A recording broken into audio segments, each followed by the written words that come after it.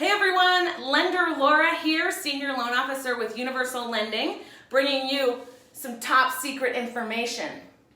Okay, not really top secret, but one of the things that people always want to know, and sometimes want to figure out on their own, is how do I know what I might qualify for when it comes to a home loan? So if you are a person out there thinking about a home purchase, call me.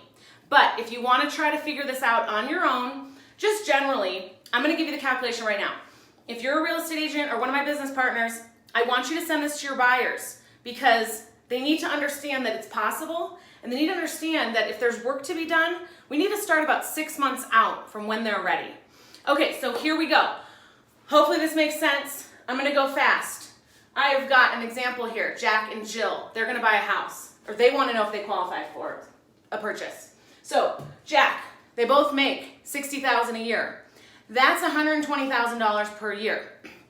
That means $10,000 a month in gross income, and remember gross, before taxes.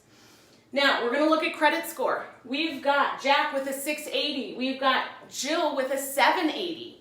Jill's got a better credit score, but guess what? The decisioning score is the mid score and the lower one of the two borrowers. So, Jack, 680 is the decisioning score in this scenario. Now, we look at monthly debts. They've got a car payment of $600, they've got student loans at $300, and minimum credit card payments at $400 per month. Remember, this is minimum, this is not what you pay. Now, we add that and we get $1,300 per month. That's their total debt. That means we're going to factor this into the income. So, here we go. They've got $10,000 in monthly gross income. The rule on conventional is that you can go to half of your monthly gross income for total debt. That includes your new potential house payment. Now, that is not set in stone. You have to run this through the automated underwriting system after you pull credit and receive a full application. That system will tell you if you can go to 50% of your debt. If you can't, it'll tell you 47%, 45%. So don't set that 50% in stone, but let's use that as a guideline for right now. So half of $10,000 per month equals $5,000 in total allowable debt. We subtract their $1,300 of monthly debts.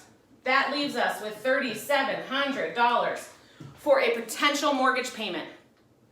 Now, do you want a $3,700 mortgage payment? Maybe not, but we're going to tell you what you qualify for, and then we're going to back into a purchase price that meets your comfort level in terms of a monthly payment. You might tell me that the maximum you want to pay is $3,000 a month. We're going to back into that purchase price, so let's do it. We've got a purchase price at $450. 5% down. You do not need 20% down. That's $22,500.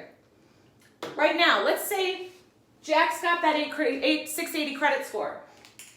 4% interest, we might be close with that credit score if it's an affordable program, but we might be a little bit higher. So let's use 4% for right now. Principal and interest portion of the payment, the money that you borrowed plus the interest on it, $20.40. We're going to estimate homeowners insurance, $150. Property taxes, $250. Remember, property taxes are based on that specific property that you're going to buy.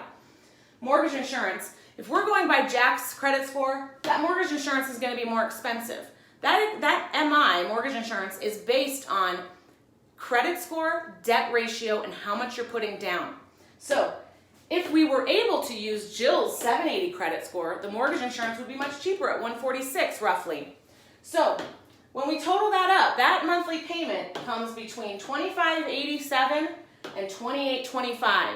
You told me that the max payment you want to have is $3,000 a month. So here we go, we're right up against there. We may be able to go higher if you're comfortable. One thing I want to note is rates are down, okay? This is brand new. So what does that mean? 3 months ago, last year, you might have been at a 4.75% interest rate. What would be the principal and interest on that, same loan amount? $22.30. At 4%, we're at $20.40.